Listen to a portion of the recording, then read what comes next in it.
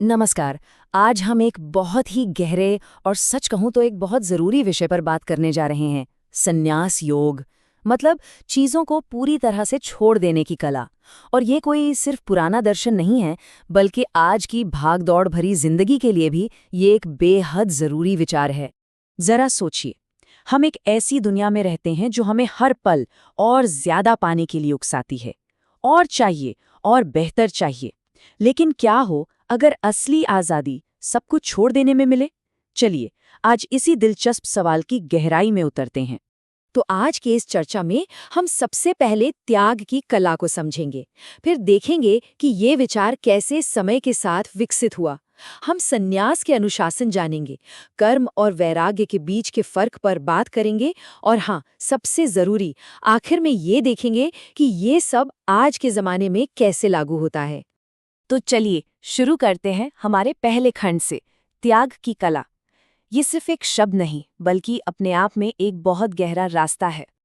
अच्छा, तो सबसे पहले ये समझते हैं कि ये संन्यास शब्द आया कहाँ से और इसका मतलब क्या है। देखिए, ये संस्कृत के दो शब्दों से मिलकर बना है। सम, जिसका मतलब है पूरी तरह से, और न्यास यानी त्याग देना या छोड़ देना। तो इसका सार क्या निकला?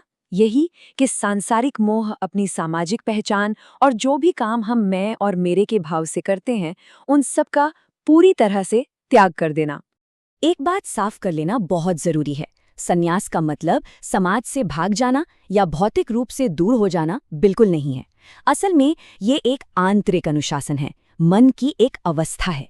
सच्चा त्याग तो कर्मों के फल से जो हमारा लगाव है, जो हमारा अहंकार है, उससे छोड़ना है। अब सवाल ये है कि ये विचार आया कहाँ से, कैसे ये विकसित हुआ। चलिए देखते हैं हमारे अगले खंड में, कर्मकांड से त्याग तक एक विचार का विकास। देखिए, संन्यास का विचार हमेशा से ऐसा नहीं था। शुरुआती वैदिक काल में कर्मकांड और गृहस्थ जीवन पर ही सारा जोर था।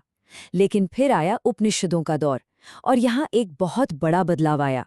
अब कहा जाने लगा कि मुक्ति कर्मकांड से नहीं, बल्कि ज्ञान से मिलेगी।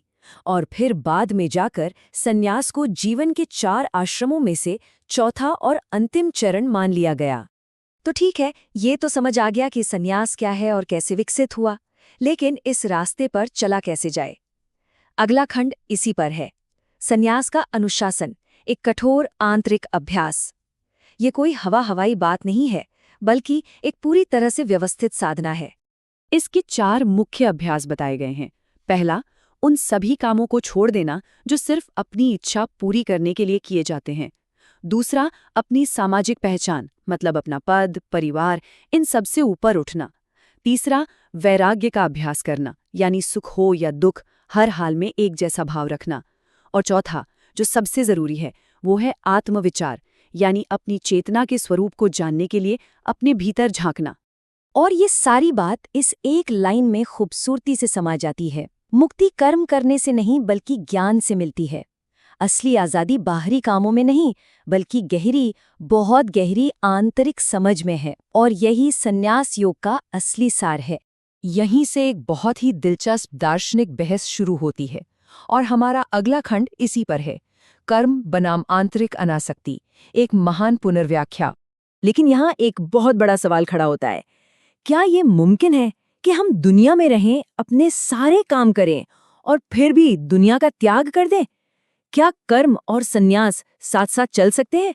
तो इस सवाल पर 2 बड़े नजरिए सामने आते हैं।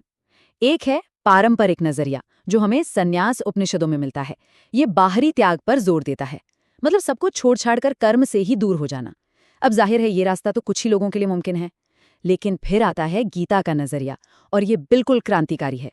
ये कहता है कि बाहरी त्याग जरूरी नहीं है, जरूरी है आंतरिक अनासक्ति।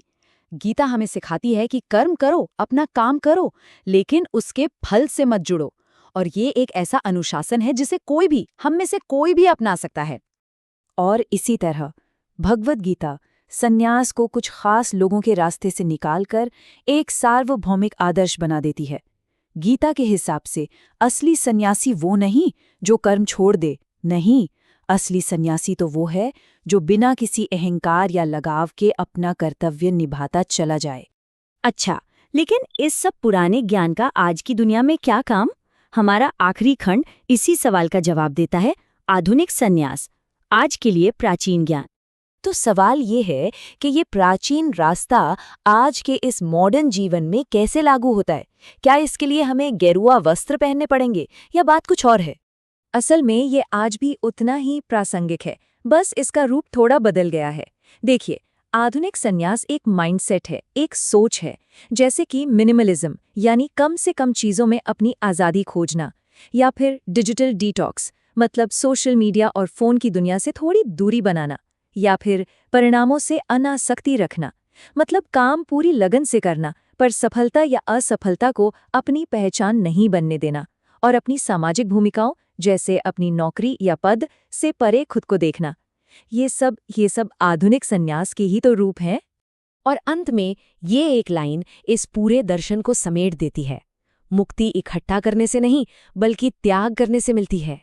सच्ची आज़ादी ज्यादा से ज्यादा पाने में नहीं बल्कि जो गैर जरूरी है उसे जाने देने में है।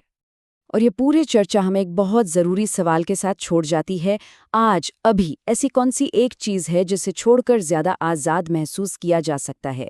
ये कोई सामान हो सकता है, कोई आदत या शायद कोई पुराना विचार। इस पर सोचिएगा ज़रूर।